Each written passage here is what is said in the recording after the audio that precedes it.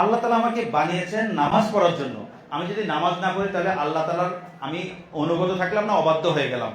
অবাধ্য হয়ে গেলাম। আজকে থেকে ইনশাআল্লাহ 5 ওয়াক্ত নামাজ পড়বো তো ইনশাআল্লাহ? এটা খুব সহজ।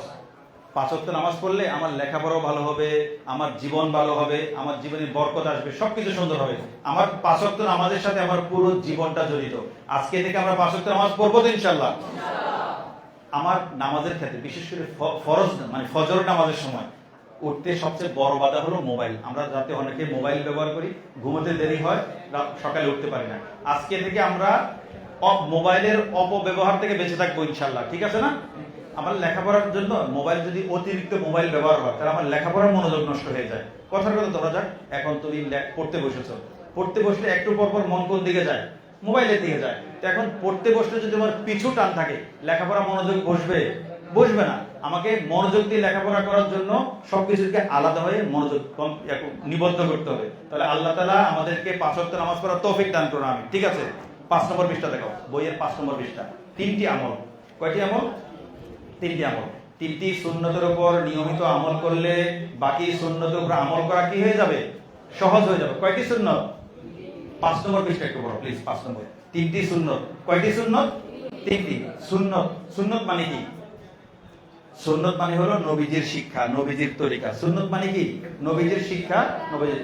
এমন 3টা সুন্নত, 3টা সুন্নত যদি আমরা আমল করি ইসলাম অনুযায়ী চলা সহজ। 1 নম্বরটা জোরে পড়ি সবাই, 1 প্লিজ, 1 জোরে পড়ি। স্পষ্ট শুদ্ধ উচ্চারণে কি দিব? সালাম। সবাই বলি আসসালামু আলাইকুম। আসসালামু আলাইকুম। ওয়া আলাইকুমুস সালাম। আমরা ছোট বড় সবাইকে সালাম দিব তো ইনশাআল্লাহ? আজকে সকালে স্কুলে আসার সময় আম্মুকে, মাকে সালাম দিয়েছি কি? আসসালামু আলাইকুম বলে এসেছি কি? মাকে। একজন, মাত্র একজন। তাহলে মাকে সালাম দেওয়া খুব কঠিন, সহজ কিন্তু আবার কঠিন। মাকে সালাম দেই না কেন? লজ্জা লাগে। কেন, কি লাগে? লজ্জা। আজকের কি স্কুল থেকে বাসায় ঘরে গিয়ে সর্বপ্রথম কাজ কি? কাকে সালাম দিব? মাকে সালাম দিব। ঠিক আছে ইনশাআল্লাহ? মাকে সালাম দিব। আমরা এই একটা 1 নম্বর পড়ি। 2 নম্বরটা পড়ি সবাই প্লিজ। 2 নম্বর জোরে পড়ি। ভালো কাজের ডান দিক, মন্দ কাজের কোন দিক? বাম দিকে। আমরা যে কোনো ভালো কাজে ডান দিক। পৃথিবীর এই ক্লাসরুমে আমরা ভালো কাজে এসেছি না মন্দ কাজে এসেছি? ভালো কাজে। তাহলে আমরা কোন পা দিয়ে ঢুকবো? ডান পা। যে কোনো ভালো কাজ ডান আগে, বের হবো কোন পা দিয়ে? বাম পা। একটা কথা মনে রাখবো, পৃথিবীর যে কোনো ঘর, তুমি যদি এখন যে আমলটা 2 নম্বর যে আমলটা বললাম, এই আমলটা যদি নিয়মিত করতে পারো তোমার জীবন অনেক সুন্দর হয়ে যাবে। পৃথিবীর যে কোনো ঘরে কোন পা দিয়ে ঢুকবো? ডান পা। পৃথিবীর যে ঘর থেকে কোন পা দিয়ে বেরোবো? মসজিদে কোন পা দিয়ে ঢুকবো? বেরোবো কোন পা দিয়ে? স্কুলে ক্লাসরুম গুলোতে কোন পা দিয়ে ঢুকবো? বেরোবো কোন পা দিয়ে? স্কুল থেকে ঘরে গিয়ে ঘরে কোন পা দিয়ে ঢুকবো? বেরোবো কোন পা দিয়ে? একটা ঘর ব্যতিক্রম, একটা ঘর ব্যতিক্রম। কোথায়? বাথরুমে, ওয়াশরুমে। কোন পা দিয়ে ঢুকবো? বাম পা। বেরোবো কোন পা দিয়ে? ডান পা। মনে থাকবে তো ইনশাআল্লাহ? 3 নম্বরটা পড়ো প্লিজ। 3।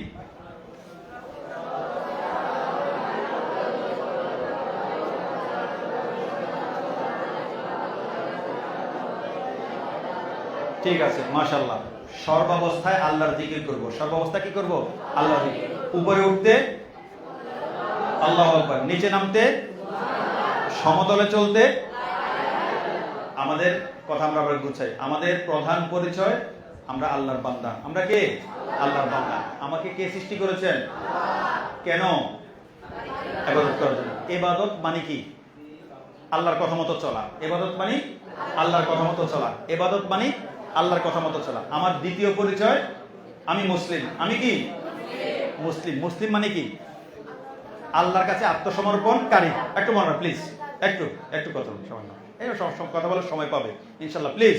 আর একটু অল্প সময়, আর কয়েকটা মিনিট একটু কথাগুলো শুনো, ইনশাআল্লাহ তোমার সারা জীবন কাজে লাগবে, সারা জীবন কাজে লাগবে ইনশাআল্লাহ। আমি মুসলিম মানে আল্লাহর কাছে কি কারী? আত্মসমর্পণকারী। আমার ধর্মের নাম কি? ইসলাম। ইসলাম মানে আল্লাহর কাছে আত্মসমর্পণ করা। মুসলিম মানে আত্মসমর্পণকারী। ইসলাম মানে আল্লাহর কাছে কি করা? আত্মসমর্পণ করা। একজন মানুষ মুসলিম হতে গেলে কয়টা কাজ? 2টা।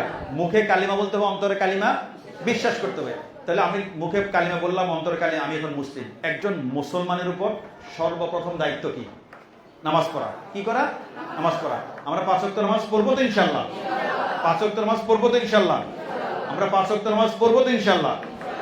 যে কোনো খেলাধুলা করি, ঠিক আছে, খেলাধুলা করি, কোনো সমস্যা নেই, গল্প করি, কোনো সমস্যা নেই, কিন্তু নামাজের সময় 4-5টা মিনিট আল্লাহর জন্য ব্যয় করতে পারবো না? পারবো ইনশাআল্লাহ। আমি খেলাধুলা করছি, যাই করছি, আজান হয়েছে, নামাজ জামাতে দাঁড়িয়েছে সবাই, আমি মসজিদে গিয়ে নামাজ পড়তে আমার কোনো কষ্ট আছে? কষ্ট নেই।